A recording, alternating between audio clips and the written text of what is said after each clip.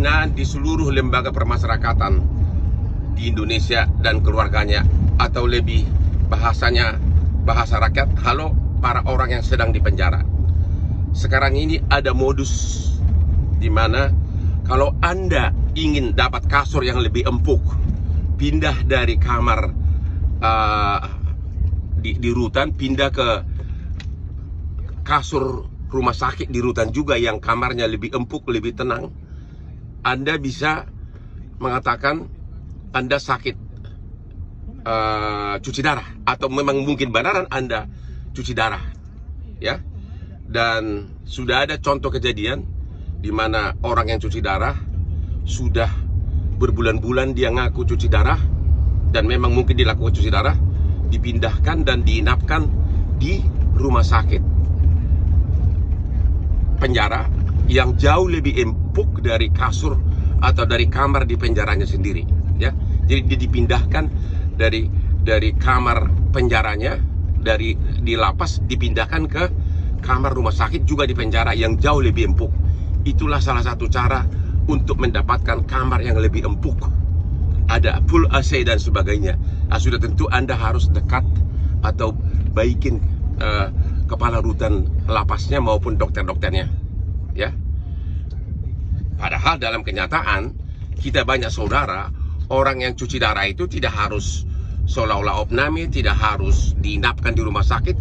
Bahkan banyak orang yang cuci darah habis itu kerja, tapi dalam modus terbaru itu, dengan alasan agar tidak di dalam penjara yang kamarnya sangat Anda tahulah, maka dapatlah kamar yang lebih empuk di rumah sakit penjara dengan alasan cuci darah. Hotman Paris. Selamat pagi para netizen dan pendukung kami yang selalu membantu hingga perjuangan saya bisa tercapai. Pada hari ini saya ingin menanggapi dan membawa sebuah pesan dan nasihat penting yang dapat disimak. Seperti yang kita lihat pada video TikTok sebelumnya, ada seorang pengacara senior yang mempunyai pengalaman 40 tahun beracara. Pada istilah Latin, pengacara sering disebut sebagai officium nobile atau profesi yang mulia. Mulia berarti memiliki budi dan integritas yang tinggi, jiwa humanisme dan kemauan untuk membantu serta memberikan manfaat kegunaan bagi masyarakat. Saya dalam video ini ingin membedah tindakan yang dilakukan oleh pengacara senior yang teriak-teriak agar ayah saya yang sakit parah dan kronis yang dirawat di rumah sakit Pengayoman agar tidak lagi mendapatkan pelayanan kesehatan di Pengayoman. Selamat Bapak pengacara senior, Anda berhasil membuktikan kekuasaan Anda dan pengaruh Anda sehingga Menkumham takut merawat ayah saya. Alhasil luka operasi selang cadel ayah saya memburuk dan terjadi infeksi pada luka jahitan dan mengeluarkan nanah. Karena di lapas miskin pelayanan kesehatan. Namun saya tidak menyalahkan lapas dan Menkumham karena saya yakin mereka banyak takut pada pengaruh Anda dan bukan niat mereka mencelakakan ayah saya. Sebagai manusia dan apalagi ada yang mengaku sebagai officium nobile, profesi yang mulia. Apakah tindakan Anda yang mencegah agar ayah saya mendapatkan pelayanan kesehatan adalah sebuah manfaat bagi masyarakat? Ataukah hanya egoisme Anda sendiri?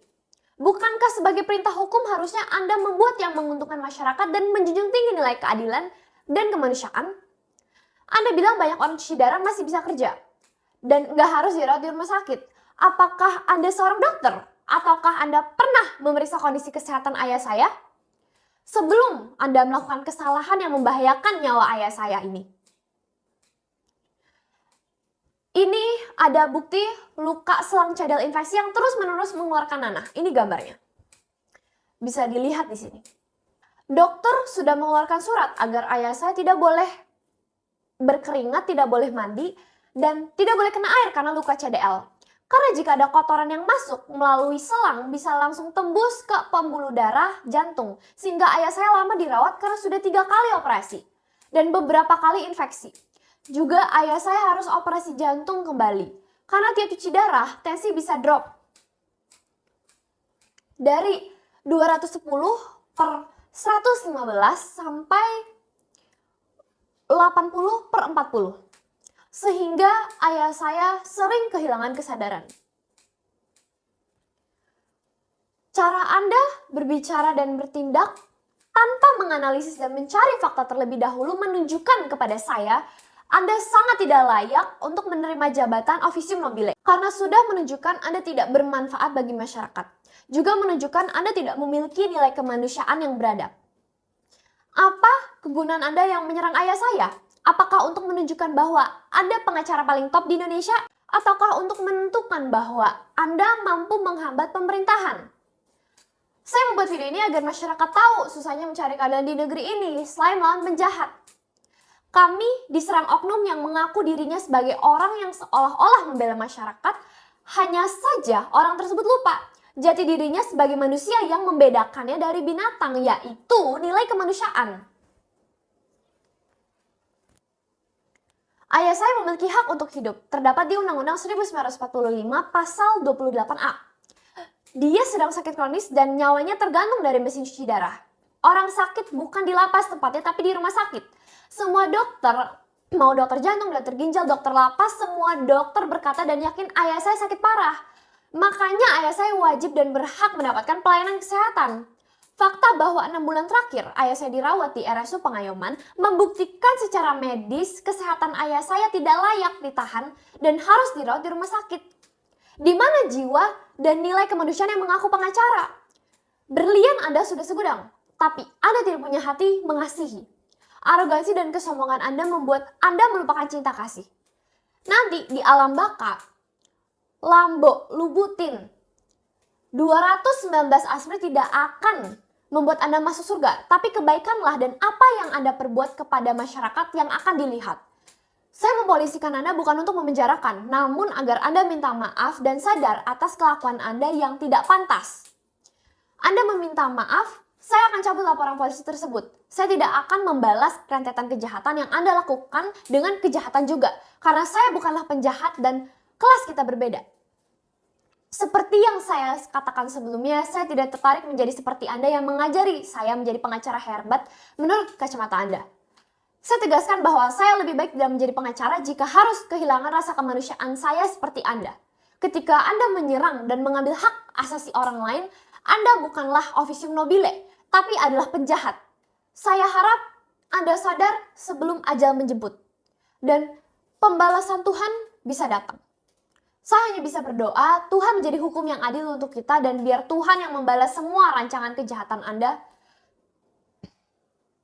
Terima kasih Anda sudah menunjukkan kepada seluruh masyarakat Indonesia siapa sebenarnya dan apa jati diri Anda atau siapa diri Anda di balik kemewahan dan ketenaran Anda.